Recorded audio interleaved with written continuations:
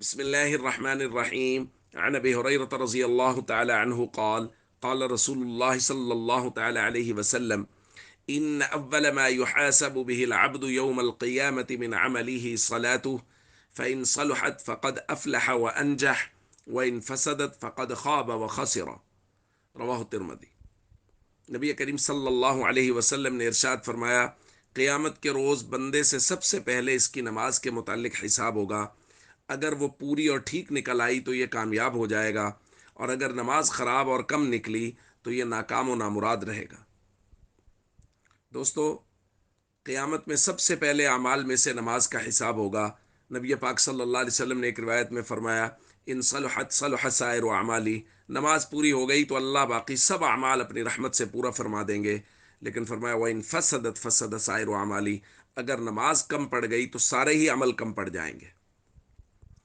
دوستو، ہم اس روایت کو ایک دوسری روایت کے ساتھ ملا سکتے ہیں، اور یہ بہت توجہ سے سننے والی روایت ہے کہ نبی کریم صلی اللہ علیہ وسلم خود بیان فرما رہے ہیں کہ میری امتیوں میں سے کچھ لوگ ایسے ہیں جو میرے بے وفا ہیں، جو مجھ سے میری ناشکری کرتے ہیں، جو منافقت کرتے ہیں۔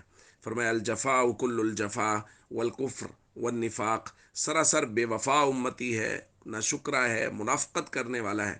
کون؟ من سمع منادی اللہ ینادی بالصلاۃ، جو شخص مؤذن کی اذان کی آواز تو سنے، ولا یجیبو، لیکن وہ نماز پڑھنے کے لیے مسجد میں نہ آئے۔ حضور فرما رہے یہ بے وفا ہے، یہ ناشکرا ہے، یہ منافقت کرنے والا ہے۔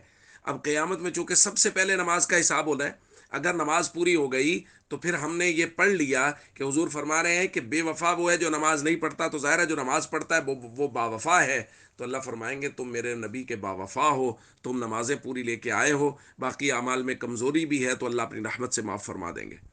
لیکن اس کے مقابلے میں جس کی نماز پوری نہیں ہوئی، وہ ان فسدت فسد سائر و اعمالی، سارے ہی اعمال فاسد ہو جائیں گے۔ اللہ کہیں گے تم نبی کے ہی وفادار نہیں ہو، وہ نبی جس نے تمہارے لیے قربانیاں دی، وہ نبی جو راتوں کو آہیں اور سسکیاں بھرتے رہے، اس امت کے لیے روتے رہے، ان کے ساتھ ہی وفا نہیں کی، تو پھر تم کیا کر کے آئے ہو؟